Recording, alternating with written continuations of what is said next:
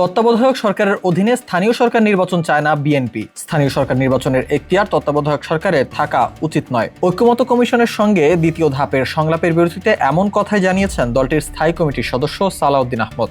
বলেন, জাতীয় নিরাপত্তার মতো গুরুত্বপূর্ণ বিষয়ে ভবিষ্যতে সিদ্ধান্ত হবে সব রাজনৈতিক দলের ঐক্যমতের ভিত্তিতে।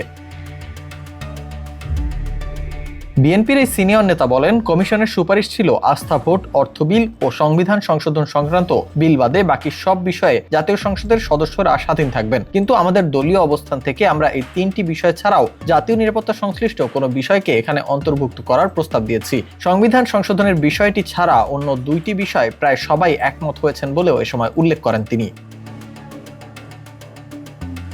তিনি আরো বলেন, তত্ত্বাবধায়ক সরকারের স্থায়িত্ব 3 মাসের বেশি হওয়া উচিত নয়। স্থানীয় সরকার নির্বাচন তাদের এখতিয়ারে থাকা উচিত নয়। রাষ্ট্রে যদি কোনো কারণে যুদ্ধাবস্থার সৃষ্টি হয় তবে জাতীয় সংসদে অবশ্যই এ বিষয়ে ঐক্যমতের ভিত্তিতে সিদ্ধান্ত নিতে হবে। শুধু সরকারি দল নয়, সমস্ত দলকে নিয়ে সংলাপ আলোচনা করেই জাতীয় নিরাপত্তা ও সার্বভৌমত্ব রক্ষার বিষয়ে সিদ্ধান্তে আসতে হবে।